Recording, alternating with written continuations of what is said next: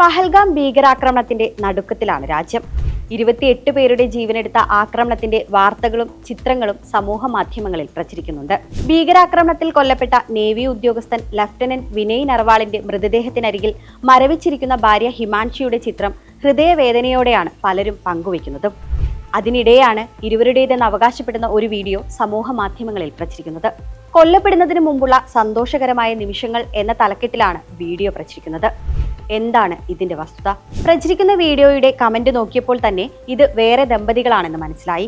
യഷിക ശർമ്മ എന്ന insta account കമന്റിൽ mention ചെയ്തിട്ടുമുണ്ട്. Account പരിശോധിച്ചപ്പോൾ പ്രചരിക്കുന്നത് തങ്ങളുടെ ദൃശ്യങ്ങളാണെന്ന് യഷികയും ഭർത്താവ് ആശിഷും വ്യക്തമാക്കുന്ന വീഡിയോയും കാണാനായി.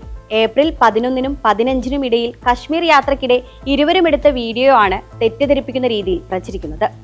RIP എന്ന തലക്കെട്ടോടെ പ്രചരിക്കുന്ന വീഡിയോ തങ്ങൾക്കും കുടുംബത്തിനും മാനസിക പ്രയാസം ഉണ്ടാക്കിയെന്നും വീഡിയോ റിപ്പോർട്ട് ചെയ്യണമെന്നും ഇരുവരും ആവശ്യപ്പെട്ടിട്ടുണ്ട്. പഹൽഗാം ആക്രമണത്തിന് ഒരാഴ്ച മുമ്പുള്ളതാണ് പ്രചരിക്കുന്ന വീഡിയോ. അതേസമയം ഏപ്രിൽ 16-ന് വിവാഹിതരായ നർവാളും ഭാര്യയും കശ്മീരിൽ എത്തിയതാകട്ടെ ഏപ്രിൽ 21-നും. വസ്തുതകൾ ഇതായിരിക്കെ തെറ്റായ രീതിയിലാണ് വീഡിയോ പ്രചരിക്കുന്നതെന്ന് വ്യക്തം.